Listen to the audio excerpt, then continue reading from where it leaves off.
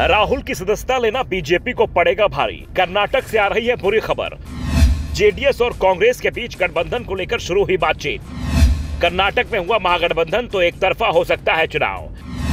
विपक्षी गठबंधन की संभावना से बैकफुट पर बीजेपी।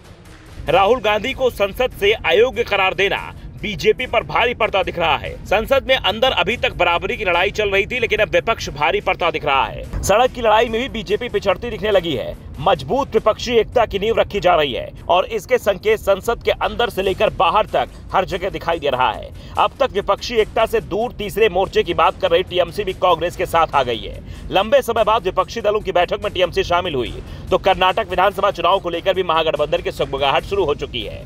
कर्नाटक में किसी भी समय विधानसभा चुनाव का ऐलान हो जाएगा। अभी तक यहां तिकोना मुकाबला माना जा रहा था। सत्ताधारी बीजेपी, मुख्य विपक्षी दल कांग्रेस और जेडीएस के बीच मुकाबले की जमीन तैयार हो चुकी थी, लेकिन अब यहां आमने सामने के मुकाबले की तैयारी शुरू हो चुकी है।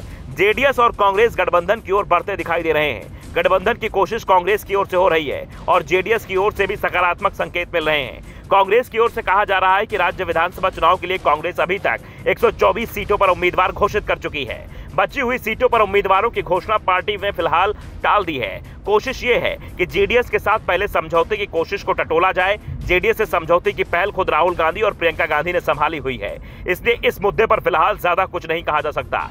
लेकिन जेडीएस से बात हो रही है, ये साफ है।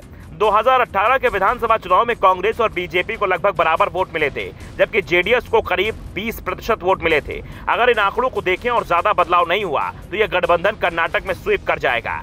बीजेपी के लिए कांग्रेस जेडीएस गठबंधन का सामना करना बेहद मुश्किल हो जाएगा। अभी तक कर्नाटक विधानसभा चुनाव का ऐलान नहीं हुआ है, इसलिए अभी दोनों ही दलों के पास समय है। गठबंधन को लेकर बैठक जल्दी बुलाई जाने के संकेत भी मिल रहे हैं और इन संकेतों ने बीजेपी की धड़कनें बढ़ा दी। कर्नाटक में भी हाल में जो सर्वे आए थे उनमें दावा किया जा रहा था कि किसी भी दल को बहुमत नहीं मिल पाएगा। जेडीएस किंग मेकर की भूमिका में रहेगी और कांग्रेस सबसे बड़ा दल बनकर सामने आएगा। अभी तक दावा किया जा रहा था कि चुनाव में बीजेपी और जेडीएस साथ आ सकते हैं, लेकिन कांग्रेस चुनाव के बाद बीजेपी की सत्ता पर कब्जे की रणनीति को फेल करने की तैयारी में जुट गई है। कांग्रेस के रणनीतिकारों का कहना है कि विपक्षी एकता हमेशा परिस्थिति जीतत होती है। अब इसकी पूरी भूमिका बन चुकी है। कांग्रेस के लिए जो पार्टियां समस्या हैं, उसमें तेलंगाना की बीआरएस, आम आदमी पार्टी और ममता बनर्जी तृणमूल कांग्रेस प्रमुख हैं। लेकिन पिछले 2 दिनों में बीआरएस ने अपने रुख में काफी बदलाव दिखाया है, क्योंकि बीआरएस नेता और सीएम के चंद्रशेखर राव की बेटी के कविता को भी दिल्ली शराब मामले में ईडी ने पूछताछ के लिए बुलाया था।